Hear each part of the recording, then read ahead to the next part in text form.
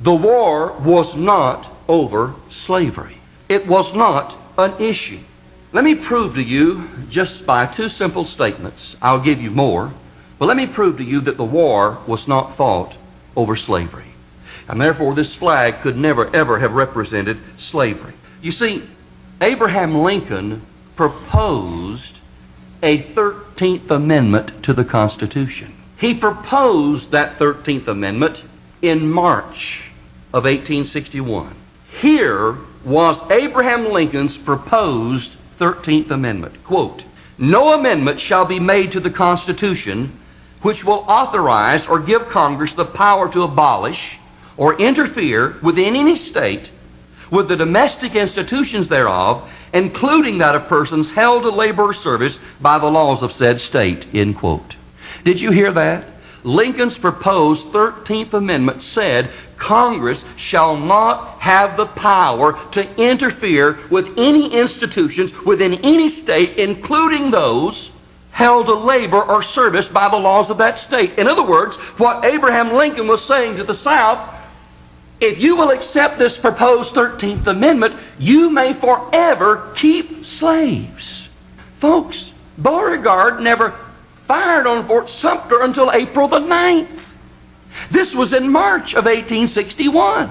If the war had been about slavery, and if the South wanted just to keep slaves and that was it, why fire a gun? Why fire a shot? Just simply accept this proposed 13th Amendment and it would all be over. Let me read to you. This resolution was passed unanimously by Congress on July the 23rd, 1861. You may read it for yourself in the congressional record. Here's what this resolution says. "The war is waged by the government of the United States, not in the spirit of conquest or subjection, nor for the purpose of overthrowing or interfering with the rights or institutions of the states, but to defend and protect the Union." Congress said, the war's not about slavery. Lincoln said, the war's not about slavery. I will even give you a 13th Amendment that will allow you to make slavery permanent. You see, what was happening was this. There's a lot of issues, and I can't cover them all tonight. But one of the issues was an economic issue.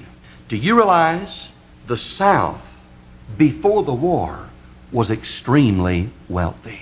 And the South, before the war, funded probably 75 to 80% of all the taxes. But the North wanted a 40% tariff. The South said, no, the most we will ever agree to is a 10% tariff. And what Lincoln and the radical Republicans were doing was this. They were saying, we will give you the 13th Amendment. We will let you keep your slaves if that's what you want.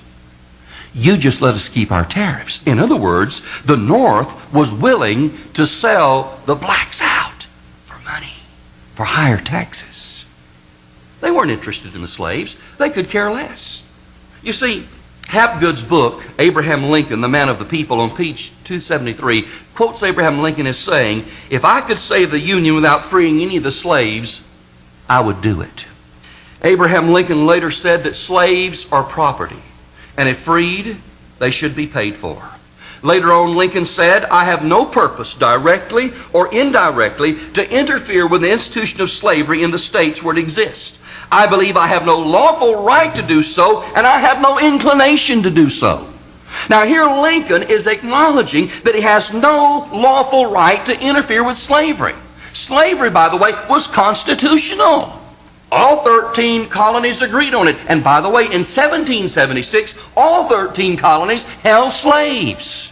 Not just the South, all of them. Lincoln said, I have no lawful right to interfere, nor, he says, do I have an inclination to do so. In a letter to Alexander Stephens, who happened to be later the Vice President of the Confederacy, Lincoln wrote Alexander Hamilton Stephens and says this, do the people of the South really entertain fear that a Republican administration would directly or indirectly interfere with their slaves, or with them about their slaves? If they do, I wish to assure you that once as a friend and still I hope not an enemy, that there is no cause for such fears. The South would be in no more danger in this respect than it was in the days of Washington. So once again, Lincoln is saying, it's not over slavery. You say, but Brother Weaver, Abraham Lincoln signed the Emancipation Proclamation.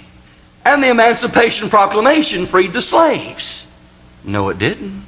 The Emancipation Proclamation did not free one slave. Do you know what Abraham Lincoln tried to do with the Emancipation Proclamation? In fact, he says so himself. And so does other men in his cabinet. They say that the Emancipation Proclamation was a war measure. Lincoln, number one, wanted to keep England specifically, and the rest of Europe particularly, from joining in with or recognizing the Confederate States of America. That was his first goal in that Emancipation Proclamation.